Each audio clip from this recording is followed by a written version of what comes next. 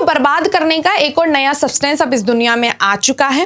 अब आपको ज़ॉम्बी जो है ना, वो आपको फिल्मों में नजर नहीं आएंगे बल्कि असल जिंदगी में भी नजर आएंगे, क्योंकि मार्केट में लॉन्च हो चुका है नया ड्रग, ज़ॉम्बी ड्रग। जी हाँ, ज़ॉम्बी ड्रग, जो इंसानों को ज़ॉम्बी बना देगा। ज़ॉम्बी किस तरह? वो इंसान सोचने समझने की शक्ति छोड़ देगा। 1 घंटे या उससे बोले कि ज्यादा घंटों तक वो उसी जगह पे ऐसे खड़ा रहेगा जैसे उसकी दुनिया ही खत्म हो गई है। ये ज़ॉम्बी ड्रग क्यों है?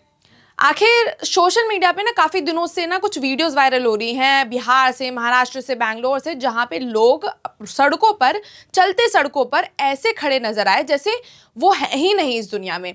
वो 3, 4, 5 घंटों से ऐसे ही खड़े हैं, लोग उन्हें बुला रहे हैं, वो कोई रिस्पॉन्स नहीं दे रहे हैं। कोई झुक के खड़ा हुआ है, कोई अपना काम करते हुए अटक चुका है। ये जो कि लोगों को बहुत ही सोचने पे मजबूर कर दिया कि ये आखिर है क्या।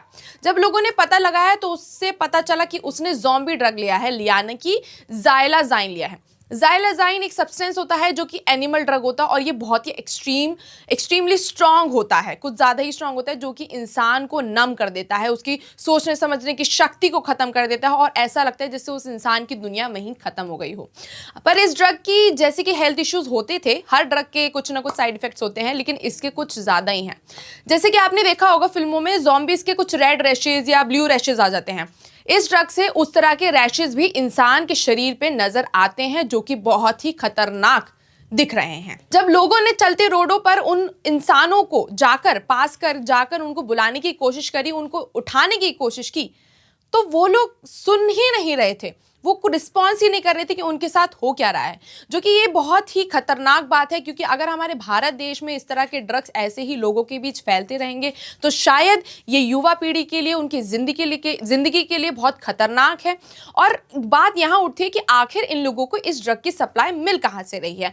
आखिर जो प्रशासन है, पुलिस प्रशासन है, या जितनी भी हमारी नार्कोटिक्स टीम्स हैं, वो किस तरह से काम कर रही हैं जो इन जैसे ड्रग्स को हमारे देश में आने दे रही हैं।